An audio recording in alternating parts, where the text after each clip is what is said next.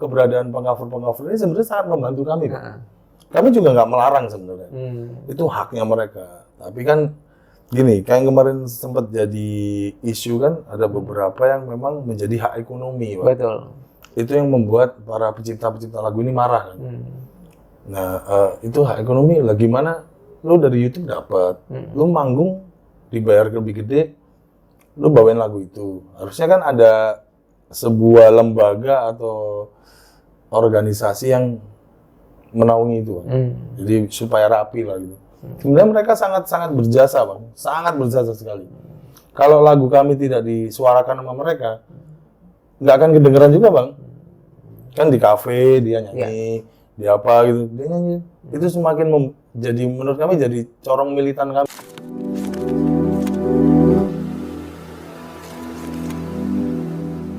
Assalamualaikum warahmatullahi wabarakatuh. Hai guys, jumpa dengan saya Zaki Abbas dan Bang Andra Baginda. Apa kabar, Bang? Sehat, alhamdulillah. Sehat, Bang. Sehat, alhamdulillah, Bang. Lagi santai? Santai dong. Santai.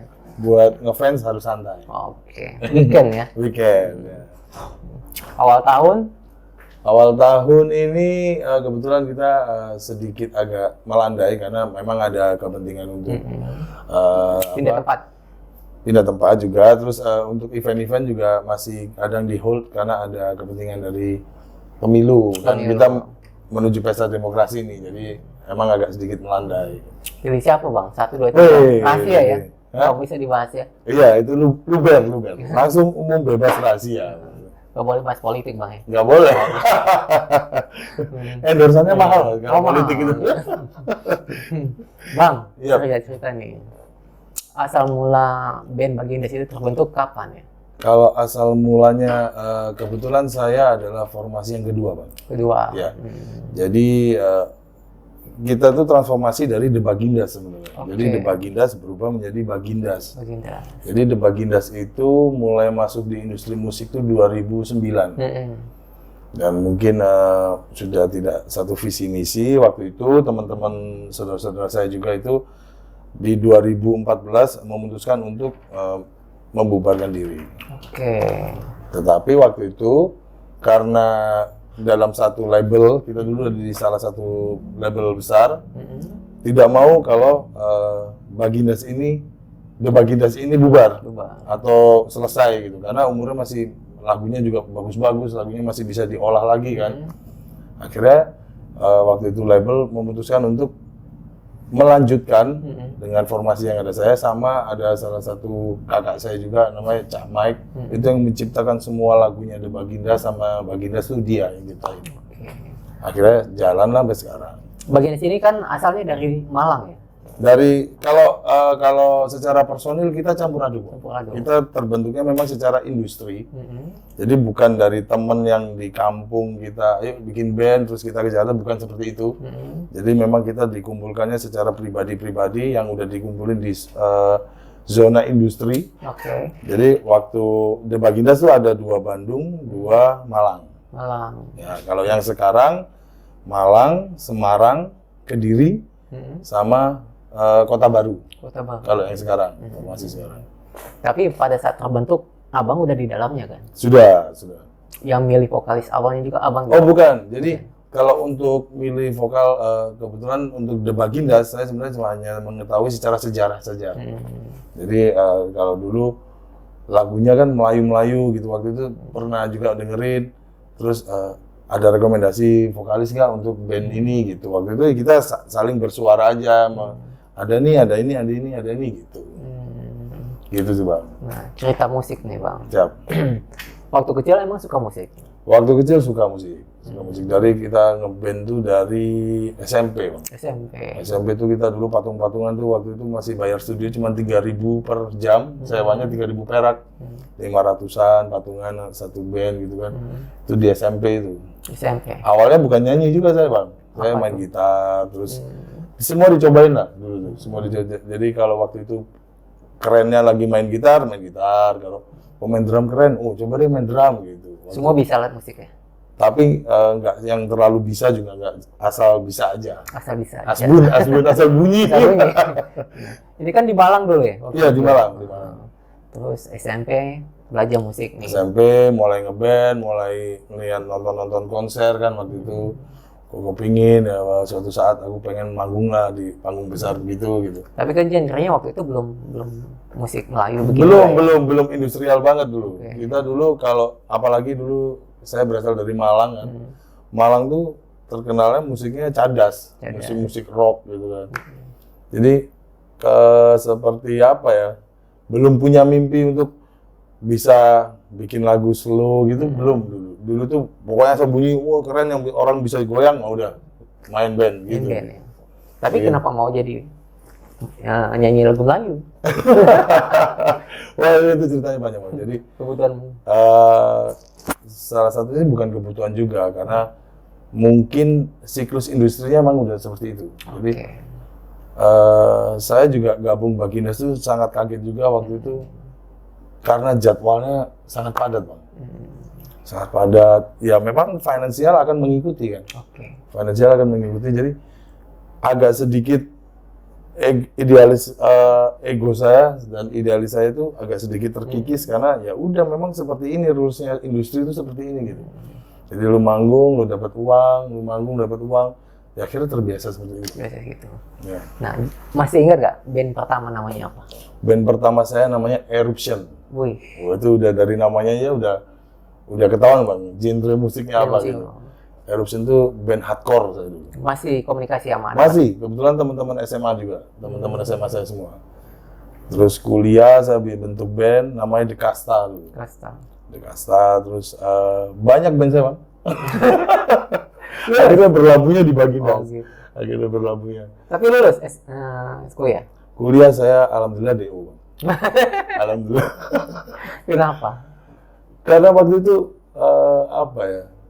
Dulu kan kita berpikir industri musik itu atau semua industri entertainment itu ada di Jakarta, Bang. Beda dengan sekarang ya. Industri sekarang tuh kita dari sosmed aja, meskipun orangnya di Merauke, orangnya di Palu itu bisa menyampaikan apa yang dia punya kan. Pesan ya? Iya, lewat handphone, lewat perangkatnya mereka yang sekarang mereka punya lah. Kalau dulu tuh kan kita harus kasih demo ke label, kita harus ke Jakarta tuh ke perusahaan rekaman tuh nawarin demo, ini saya punya band Pak, ini begini gitu. Jadi apa ya? Kesannya ya kalau sekarang lebih mudah sih. Kalau dulu susah banget Bang, susah banget. Jadi pernah merasakan zamannya kaset lah ya? Kaset. Ketahuan umur kita jadi pacaran. Kalau kan zaman dulu atau zaman sekarang? Kalau untuk kualitas mungkin zaman dulu, Bang. Kalau untuk kualitas ya, karena gini, salah satu contoh sekarang yang viral hanya cuma pakai alat musik seadanya, soundnya begitu-begitu. Padahal dulu kalau kita tuh pengen rekaman, pengen menghasilkan sebuah lagu, kan kita mikirinnya setengah mati, Bang. Sound engineering-nya tuh mikirin gimana caranya sound-nya oke. Terus anak band-nya rekaman juga harus detail banget gitu. Kalau sekarang kan contoh kecil kita yang nggak bisa nyanyi aja sekarang nyanyi rekaman bisa. Karena ada auto tuning, ada Melodyne yang begitu-begitu. Jadi sekarang tuh sepertinya lebih dipersimpel. Kalau untuk kualitas memang zaman dulu. Kalau untuk varian Bang, zaman sekarang nih anak SMP aja udah mengerikan mainannya. Dengerin lagunya, aku lihat juga beberapa fenomena yang baru-baru ini anak-anak Gen Z ya, terutama umur 20, umur 18 tuh dia genre musik yang dia pilih tuh unik malah kita kadang ini genre apaan ya gitu. Gitu sih, fenomenanya seperti itu sekarang. Apa udah terlalu tua untuk mengetahui itu? Enggak juga ya? Enggak juga karena mungkin udah beda gang lah gitu. Itu udah beda gang. Kita tuh udah di gang yang ini anak-anak sekarang tuh banyak gitu. Karena memang nggak ada pembatasan lagi kan. Kita searching aja di handphone itu searching keluar nyari apa aja keluar gitu. Tapi proses nggak akan bohong kan? Proses nggak akan bohong, benar. Nah sekarang kan beda lah genre musik dulu dan sekarang. Apakah yang zaman lalu itu gimana sih cara untuk tetap bertahan survive? Kalau untuk bertahan sih sebenarnya tergantung konsistensi kita sih Bang. Jadi saya juga sebelum sama Baginda, saya juga pernah merantau di Jakarta sama band saya yang lama, band saya yang lama. Ternyata dari semua yang sudah saya jalani adalah yang bisa bertahan itu adalah yang konsisten. Yang konsisten. Jadi tujuan lu apa sih? Gitu. Maksudnya tujuan lu pengen ngapain di Jakarta ini? Lu pengen ngapain di musik ini gitu. Itu yang harus kita jagain tuh. Nah, itu yang alhamdulillah sampai saat ini aku bisa terapin sama teman-teman gue sekarang. Dan alhamdulillah sekarang aku sama Baginda itu udah hampir 10 tahun, Bang. 10 tahun. Gabung sama Baginda ya. Meskipun dengan formasi yang udah kedua ya. Kalau yang pertama kan The Bagindas ya? Yang pertama The Bagindas. Berubah jadi Bagindas. Bagindas saja. Karena dulu supaya ada pembeda juga antara The Bagindas dan Bagindas. Meskipun semuanya orangnya tetap sama. Tetap si Cak Mike ini yang buat lagu. Tetap Cak Mike juga yang menjadi motor di band ini. Cuman waktu itu beliau pengennya bedain lah sama yang dulu. Ya D-nya aja dihilangin kan. D ada strip atas tuh kan. The Bagindas, D-nya dihilangin jadi Bagindas saja sekarang. Ini proses pada saat dari The Bagindas menuju Bagindas itu apakah ada chaos atau apa? Enggak? Wah, itu mengerikan. Kalau saya boleh cerita, saya sebenarnya waktu itu tidak setuju untuk meneruskan Bagindas. Waktu itu ya, saya pernah ngobrol sama orang label, sama Cak Mike juga waktu itu. Ayolah, kamu bisa terusin. Karena gini Bang, saya yang pertama bukan vokalis Melayu, bukan dengan cengkok Melayu. Sementara The Bagindas yang dulu, Bian, punya karakter itu.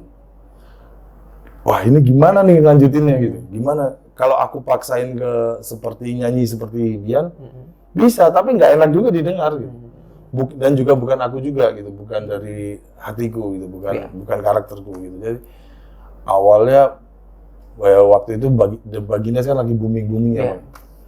Ketika memutuskan untuk menjadi Bagindas tuh, wah kencang sampai ekstrimnya nih Bang ya, ekstrimnya.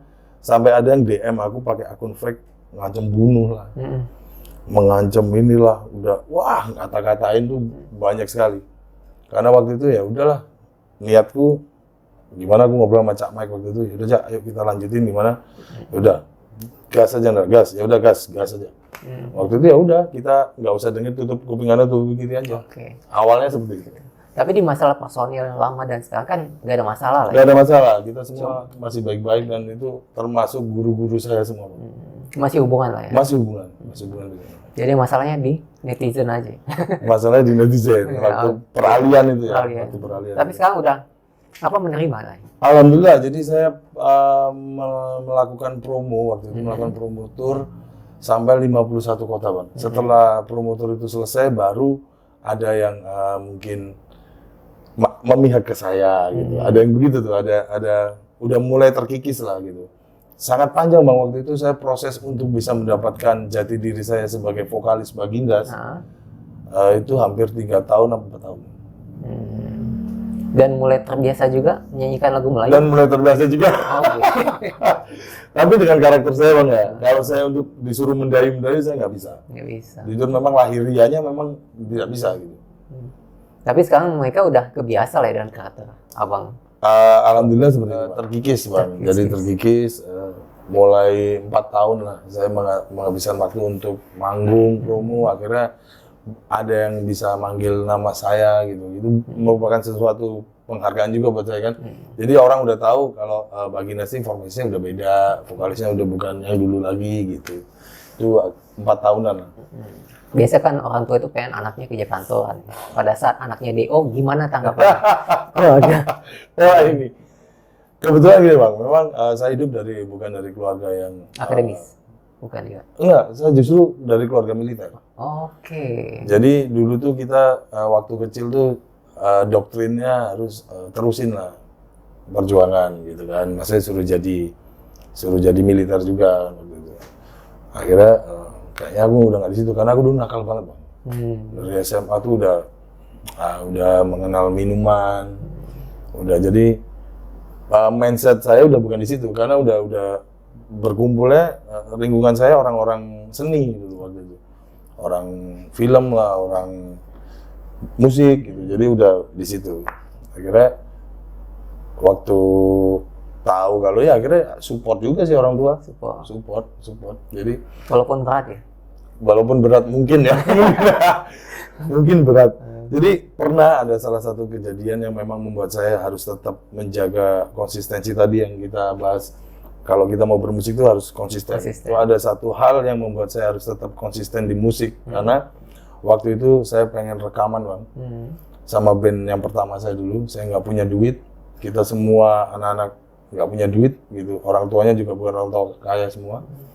Akhirnya ada yang patungan, ada yang jual motor lah, ada yang apa gitu. Nah, waktu itu ibuku ngasih gelangnya. Gelangnya kasih, udah ini kamu jual. Kalau kamu memang ini tujuanmu, ya udah ini modal dari ibu saya gitu. Akhirnya, sambil nangis ibu waktu ngasih itu kan. Udah mas, doain lah pokoknya. Udah rekaman, ya tetap jauh lagi dari kata sukses. Saya baru bisa balikin gelang orang tua saya itu ketika saya punya penghasilan lain, baru saya balikin nih mah, dulu aku punya utang gelang gitu. Kayak gitu sih. Jadi itu motivasi saya yang membuat ya udah dulu berarti ibu saya aja udah memberikan, ibaratnya dulu yang dia punya cuma itu gitu. Buat anaknya untuk meraih cita-citanya, ibaratnya seperti itu. Ya udah, itu yang membuat saya menjadi sampai detik ini konsistensi saya di situ. Dan fokus ya. Fokus ya. Nyangka nggak Bang, kalau sampai sekarang itu banyak yang kenal?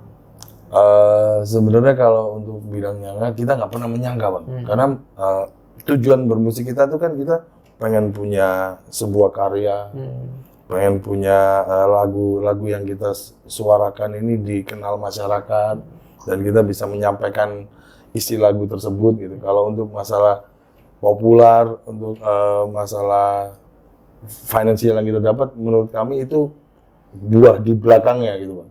Jadi pohonnya ini adalah karyanya, buahnya ya berbuah ya finansial, popularitas seperti itu. Kalau dibilang nyangka, kalau dibilang sekarang famous apa? Enggak juga sih, Bang. Ini kan udah didukung sama orang tua tuh. Yap. Nah, sekarang kan orang tua melihat kayak gimana sih? Sekarang alhamdulillah apa yang saya kerjakan sekarang menjadi tolak ukur orang tua saya juga, Bang. Jadi saya berada di sini, kebetulan saya anak pertama, orang tua saya juga sudah usianya juga udah nggak muda lagi, udah umur. Memang ya apa yang saya kerjakan sekarang ini menjadi bagian dari orang tua saya. Baginda itu kan udah punya 4 atau 5 album nih. 4 album ya. Nah, harapan ke depan apa sih? Harapannya ke depan Baginda bisa eksis sampai kita semua dipisahkan dengan sesuatu yang di luar kita ya. Maksudnya harapan kami harus terus berkarya, apalagi dengan sekarang generasi Gen Z ini sekarang udah pinter-pinter. Kita juga mengakui juga kita udah nggak muda lagi, kita harus bersaing sama mereka itu. Menurut kami udah bukan patternnya gitu. Jadi udah bukan ini. Jadi ya udah kami udah punya jalan kami sendiri. Harapan kami ya kita tetap eksis saja. Banyak kan artis yang sekarang kan menjual di medsos lain ya, seperti ya adalah gitu kan, mereka nyanyi dapat poin, dapat uang. Nah, kok abang enggak gitu loh? Oh, saya agak sedikit beda dengan teman-teman saya yang itu, Bang. Jadi ada sempat tawaran, ada beberapa platform dulu ada namanya yang itulah yang live itu, terus sekarang yang aplikasi hitam itu kan mendatangkan revenue banyak. Jadi menurut saya goal saya bukan di situ, Bang. Goal saya jadi agak sedikit ini sih kalau menurut kami, mereka memang melihat kami perform sangat mudah karena cuma lihat handphone terus dia beri gift satu suruh nyanyi gitu kan. Kalau saya agak sedikit menjaga eksklusivitas band saya, Pak. Jadi agak menurut kami berkarya ini tempatnya bukan di situ. Kami berkarya ini tempatnya adalah di panggung. Lu pengen lihat kami manggungnya ada di panggung. Kalaupun di TV ya udah di TV gitu. Kalau di platform itu menurut saya agak kurang etis lah untuk sebuah karya yang kita pikirinnya setengah mati akhirnya kita lemparnya cuma di situ, Bang. Gitu sih. Agak sedikit apa ya kalau bahasanya receh lah, Bang. Receh. Wah, bahaya nih. Bisa jadi viral ya. Tapi nyaman dengan keputusan abang nih? Nyaman. Kan biasa yang lain tuh kayak anggota band, ayolah ambil gitu kan. Iya, jadi memang ada sih bang, menggiurkan sekali bang, menggiurkan sekali. Bahkan ada manajemennya loh. Mereka tuh ada manajemennya gitu. Jadi ada sih teman-teman saya juga teman deket banget nge-live nyanyi di situ, di request di situ.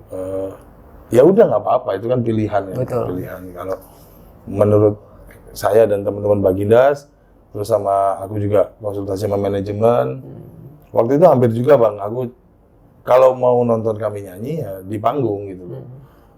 Aku mau live nyapa-nyapa aja gitu ataupun bercanda-bercanda gitu. Tapi jangan yang berhubungan dengan musik ya, karena musik ini kita ngebangunnya susah banget nih untuk berada di industri ini gitu. Dan juga nggak ikhlas juga bang, aku kadang lihat temen-temenku, bang nyanyi ini dong bang, muka jelek dong bang gitu. Dan itu yang ini kalau boleh ngomong kasar nih bang gitu. Dan gobloknya diturutin gitu sama teman-teman saya gitu. Jadi agak merasa menyesal gitu, agak. Kita kayak badut ya disuruh. Iya, jadi nggak ada harga diri ya. Dan kecuali gini bang, kecuali memang ada poin yang benar-benar saling menguntungkan gitu. Misalnya poinnya yang berbau apa ya, jangan yang berbau kita gini, ibarat gini sama musisi, masa kita suruh jadi badut kan nggak gitu juga gitu loh. Maksudnya harus ada pattern-pattern yang dibedakan sebenarnya. Masih ada sopan santun, ada tata krama. Iya benar. Gitu loh. Tapi banyak ikutin ya. Banyak yang ngikutin bang. Demi poin ya, demi uang ya. Ya itu sih fenomenanya emang apa ya? Kalau dibilang dulu ada sebutan, ada istilahnya sih. Ada namanya pengamen online. Ada juga yang sampai kemarin viral yang ibu-ibu disuruh mandi lumpur, terus mintain gift dong, gift. Kayak seperti pengemis online juga bang. Jadi bedanya apa kan gitu?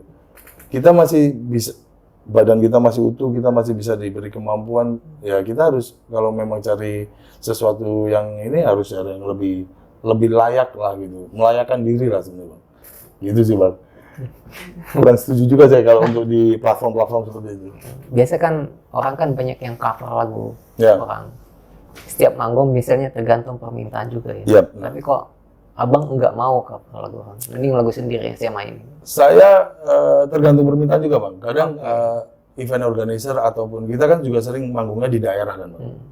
Misalnya nanti IO-nya tuh selalu ngomong ke manajemen saya kadang, Pak nanti Pak Bupatinya pengen nyanyi ya, atau siapapun yang di sana, kita masih tetap bisa terima requestan itu. Dan kalaupun misalnya ada salah satu contoh nih, beberapa contoh lah. Kemarin aku dapat requestan lagu Jawa, kan lagu Jawa sekarang lagi naik. Bawain lagu ini dong.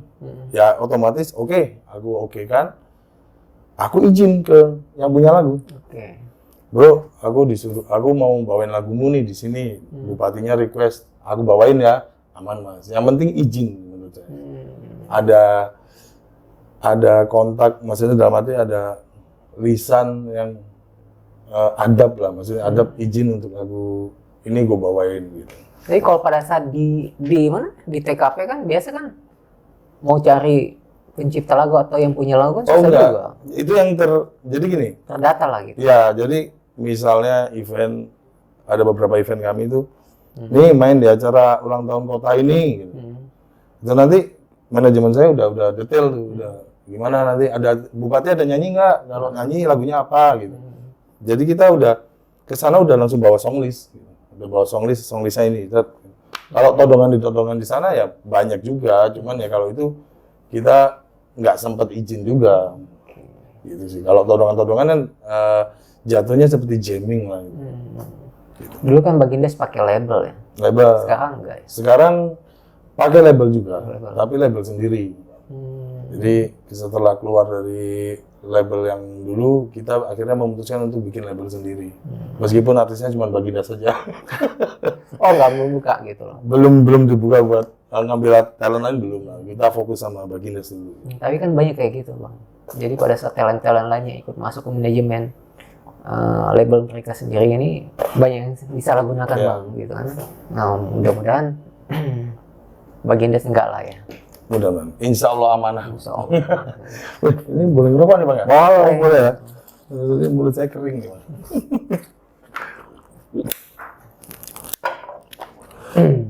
Ada penerus abang nggak di musik? Maksudnya dari keluarga atau Iya, dari anak lah.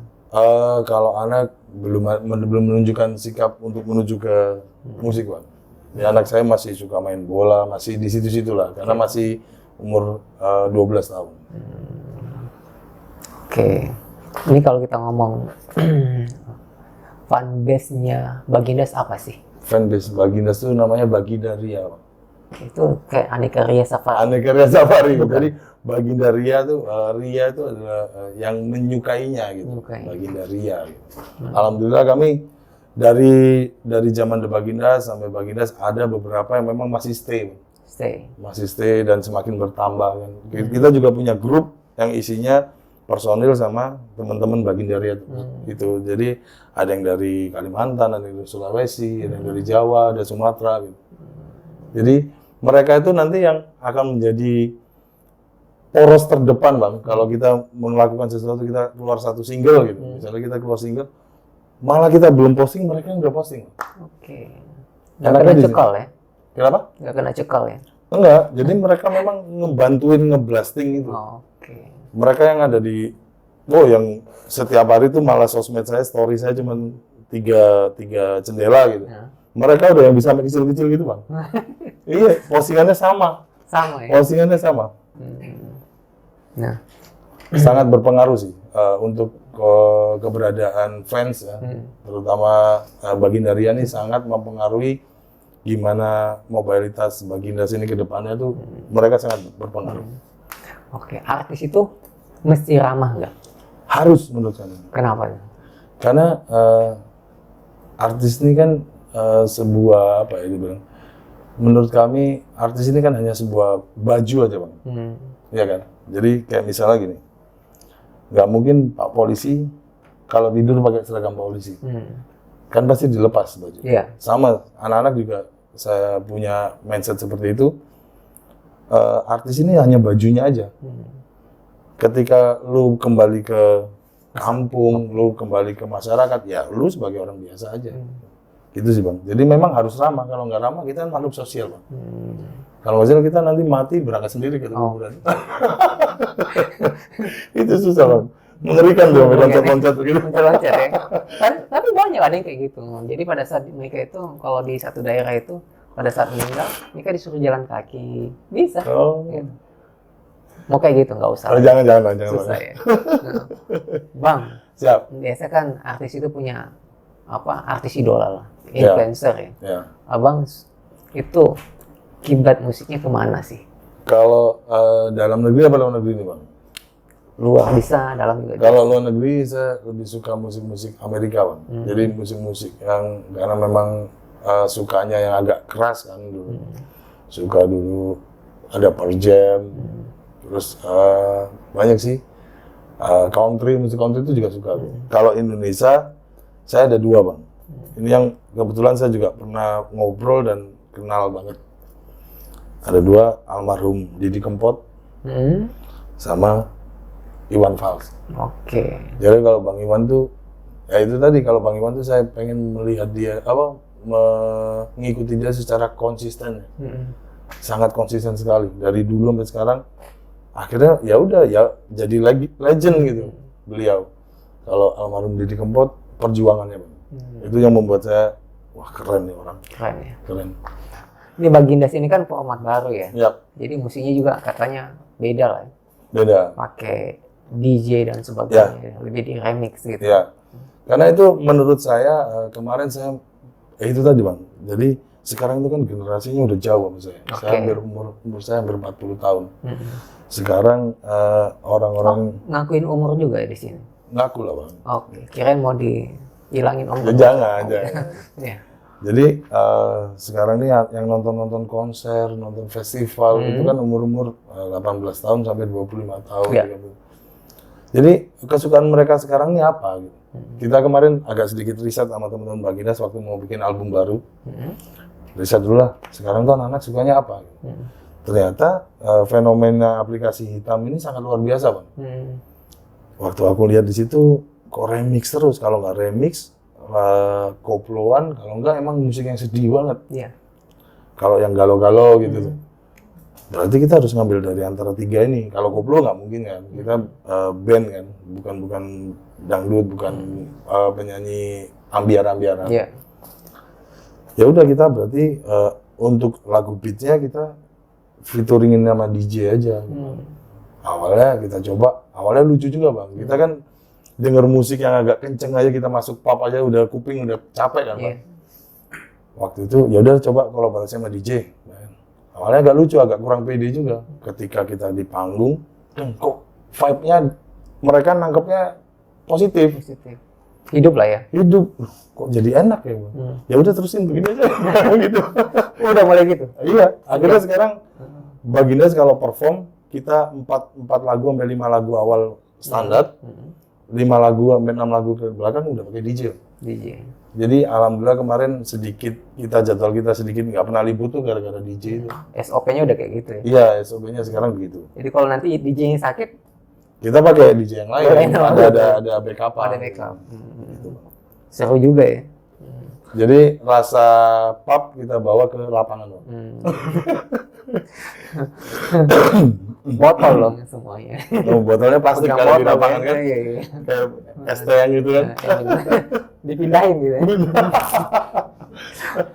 Gitu, bisa. Pengalaman gitu ya. Banyak kan kayak gitu bang. Kalau bawa botol kan ketahuan ditahan tuh nggak boleh Iya. masuk. Makanya bawa bilang es teh manis gitu. Es teh manis. Padahal isinya nggak tahu kan. Iya, isinya apa gitu. Amer kayak apa gitu. Bisa jadi gitu. Pokoknya begitu saya featuring sama DJ itu jadwal saya biasanya sebulan cuma 4-5 kali, bisa 8. Kita main di klub apa, ya. Karena suatu saat musik cuma dari satu mesin itu aja, Mbak. Pemain drum, pemain keyboard, pemain bakal hilang. Bang, suatu waktu misalnya fans ninggalin abang gimana? Kalau itu sebenarnya sudah nalurianya seperti itu. Orang ini kan hidup di dunia ini kan gantian. Oke. Ya kan? Kadang sekarang ini terus nanti ditinggalin, itu sebenarnya hal yang wajar menurut saya. Hal yang wajar karena bisa regenerasi, bisa makin hilang juga sebenarnya. Jadi kalau untuk fans ninggalin itu pilihan mereka. Kami menyajikannya misalnya masih dengan konsep kami yang Bagindas, lu masih suka yang monggo. Kalau udah nggak suka ya udah monggo juga gitu. Itu menurut saya hal yang wajar sih. Cara untuk bertahan di industri musik saat ini kan beda dengan dulu ya. Iya. Gitu. Gimana caranya bang? Jadi kalau sekarang tuh bang, fenomenanya tadi tuh kita harus riset dulu sebenarnya. Kalau dulu kan misalnya kita bikin lagu rock, udah ketahuan pasarnya di sini ini. Kalau sekarang beda bang, beda banget. Terbuktinya sama lagu Sayang dari tahun 2014 baru terkedengeran di 2021 kemarin. Oke. Jadi kan prosesnya 6 tahun ya, hampir 6 tahun. Jadi sekarang tuh memang harus riset dulu. Kita ikuti aja apa yang hari ini sukai. Hari ini sukai itu belum tentu besok disukai lagi. Betul. Jadi kita harus riset terus tuh. Menurut saya sih seperti itu. Untuk cara bertahan industrinya, kan kalau industri ini kita nggak bisa main idealis kami, ego kami juga nggak bisa ditonjolkan terlalu banyak. Gitu. Jadi kita sukanya di sini, sukanya di sini. Hari ini seperti ini, kita kemas begini, kita keluarin sekarang. Besok beda lagi tuh. Nah itu yang membuat Bagindas yang sekarang itu gitu bang. Jadi lebih fleksibel sih. Anak-anak sekarang tuh, alhamdulillahnya saya dipertemukan dengan partner-partner di Bagindas tuh. Anaknya open minded semua. Banyak kan yang lagu yang udah dikonsep benar-benar gitu kan, semua dikurangi tenaga ke situ, ternyata nggak meledak, malah lagu yang biasa nggak dikonsep dengan baik, toto itu yang meledak. Iya gitu. Benar. Itu namanya fenomena gelombang Pak. Iya. Karena ini musik ini kan nggak ada bentuknya Pak. Musik ini nggak ada bentuknya. Kita jualan barang goib lah ibaratnya. Yang kita jual kan rasa. Oke. Jadi orang kan dengarnya dari kuping. Iya itu. Jadi kadang fenomena di Bagindas pun juga sebenarnya ada yang seperti bang. Ini jagoan gua nih lagu ini. Wah ini pasti meledak nih lagu ini. Ternyata yang disukain yang ini. Itu seperti itu ada. Jadi ya itu gift sih bang. Kalau kayak gitu tuh udah campur tangan Tuhan sih. Iya. Kalau ada yang sangat booming sekali ya udah itu memang udah harus booming gitu. Itu memang rezekinya rezeki booming gitu. Gitu. Bang, ini kan kalau yang lain kan biasanya tergantung promotor nih. Biasa mau panggil secara band atau vokalisnya aja. Ya. Gitu. Kalau abang gimana tuh? Kalau saya kemarin sempat melakukan ini bang, karena setelah COVID ya, setelah pasca COVID kemarin, saya sempat mengambil job sendiri dan itu sesuai dengan kesepakatan anak-anak. Karena harga rate yang ada di industri sekarang itu kan bervarian loh. Kadang kan ada yang di bawah under 50 juta gitu kan. Kadang sayang juga kalau nggak diambil bang. Kan kita juga lagi promosiin beberapa lagu baru kan. Jadi kadang saya insertin di situ. Jadi kemarin sempat saya jalan sendiri, Baginda juga jalan. Tapi kalau nggak boleh nabrak jadwalnya Bagindas, harus Bagindasnya yang priority utamanya Bagindas. Kalau misalnya aku ambil, kalau Bagindas kan biasa di Sabtu Minggu, di weekend gitu, aku ngambilnya di weekday. Gitu sih bang. Itu menurut kami juga sangat ngejagain aktivitinya Bagindas juga. Agak membantu analitik di sosmed lah. Bang, pesan-pesan anak muda yang mau masuk di dunia industri musik. Ya, pesannya sih yang pertama adalah mentalitinya. Jadi semakin hari ini semakin banyak orang yang kreatif. Seperti yang Bang Zaki bilang tadi, setiap hari dan semua orang tuh pengen jadi artis, ya kan? Jadi saingannya memang sangat banyak. Tapi memang kalau kita konsisten dan fokus, kita pede dengan apa yang kita punya, insya Allah pasti jadi. Jadi pesannya tetap yang pertama mental, yang kedua jangan pernah ngerasa punya saingan, jangan pernah ngerasa punya ya udah lu keluarin aja apa yang lu punya gitu. Yang ketiga ya tetap konsisten dan fokus. Artis itu harus punya karya. Menurut saya kalau untuk di sisi musik harus, karena karya itu sebuah rapor dari musisi tersebut bang. Jangan cuma cover aja. Kalau iya itu saya kurang setuju juga. Gitu. Kurang setuju juga. Kalau cover menurut kami dia artis recycle bang. Menurut kami. Jadi dia itu sangat mudah sebenarnya bang, ngambil lagu yang udah viral dinyanyikan lagi. Menurut saya tantangannya nggak di situ gitu. Jadi kita harus keluarin lagu original kita, ya kita harus gimana caranya lagu ini didengerin orang. Ini yang terkenal nih, Pansos sih. Tapi mereka justru keberadaan pengcover ini sebenarnya sangat membantu kami. Kami juga nggak melarang sebenarnya. Itu haknya mereka. Tapi kan gini, kayak kemarin sempat jadi isu kan, ada beberapa yang memang menjadi hak ekonomi. Pak. Betul. Itu yang membuat para pencipta lagu ini marah kan. Nah, itu hak ekonomi lah. Gimana lu dari YouTube dapat, lu manggung dibayar lebih gede, lu bawain lagu itu. Harusnya kan ada sebuah lembaga atau organisasi yang menaungi itu. Jadi supaya rapi lah gitu. Sebenarnya mereka sangat berjasa bang, sangat berjasa sekali. Kalau lagu kami tidak disuarakan sama mereka, nggak akan kedengeran juga bang. Kan di kafe dia nyanyi, di apa gitu, dia nyanyi. Itu semakin jadi menurut kami jadi corong militan kami. Oke. Bang, ada yang saya sangat senang nih kalau dengar itu, kalau misalnya habis manggung itu yang buat pencipta lagu apa teman yang dulu itu masih dibagi hasilnya lah. Ya, kalau saya adalah menyisikan, tapi memang bukan sebuah aturan juga sebenarnya bang. Itu hanya sebagai moral kami sama teman-teman Bagindas yang sekarang, karena kami juga masih membawakan lagu-lagu yang lama. Kami secara moral kami ada sisihkan lah beberapa sedikit gitu. Tapi mungkin belum ada aturannya harus sekian enggak, kami itu cuma moral aja bang dari kami. Kalaupun suatu saat nanti ada aturan harus membayar sekian untuk pencipta lagu, kami pasti akan bayar. Gitu sih bang. Jadi kalau untuk yang saat-saat ini kami jalani, yang sampai sekarang masih sebatas moral kami. Gitu sih bang. Bang, nyanyi lah. Oh, nyanyi. Tadi ngomongin ngajakin podcast, sekarang ngajakin nyanyi. Sudah viral. Siap. Ini lagu yang memang masih jadi andalan dari The Bagindas maupun Bagindas. Ini lagu lama, ciptaannya Cak Mike. Judulnya Suka Sama Kamu. Oke. Ya. Musik. Hatiku berkata, ingin katakan cinta, namun aku malu untuk mengawalinya. Jantungku berdebar saat kau menatapku, jadi salah tingkah bicara sama kamu. Bibirku terbungkam melihat senyummu, aku tak kuasa saat di depanmu. Sebenarnya aku ingin mengungkapkan rasa, tapi mengapa aku selalu tak bisa. Bagaimana caranya agar dirimu bisa tahu kalau aku suka sama kamu. Wih. Pertama dulu. Berapa lagunya? 10 lagu? 10 lagu. Sama itu bang, yang lagi viral sekarang apa? Yang lagi tuh? viral sekarang. Oh ini ya.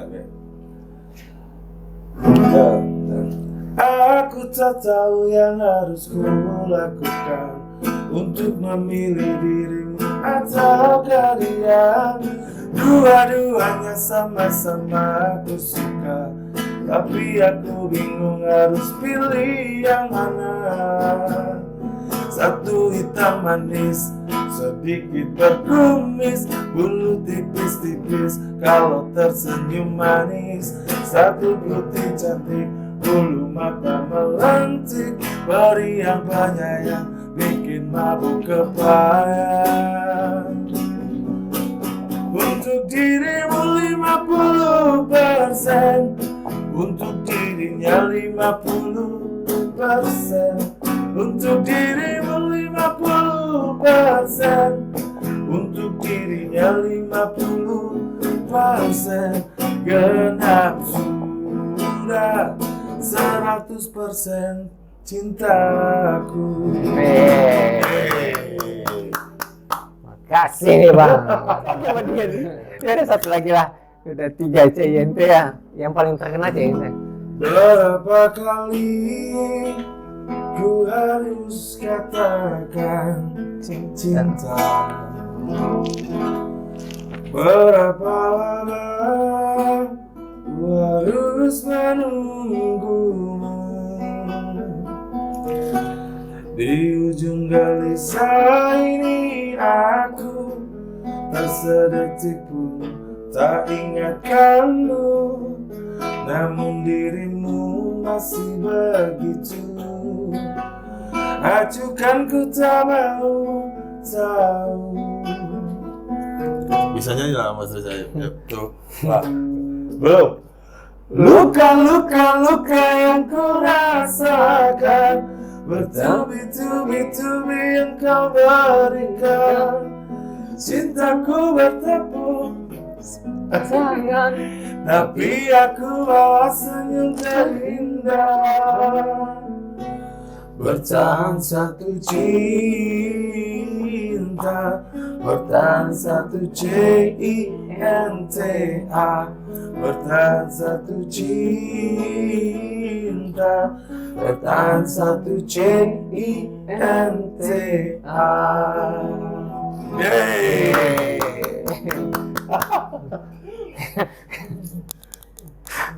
Biasa artis cuma nyanyi satu ya.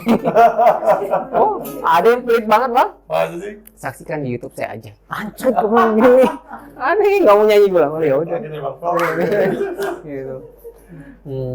Guys, usai sudah bincang-bincang kita dengan Bang Andra Bagindas. Semoga banyak manfaat dan see you di next episode guys. Bye, wassalam. Makasih bang. Sehat selalu dan sukses selalu. Sukses selalu.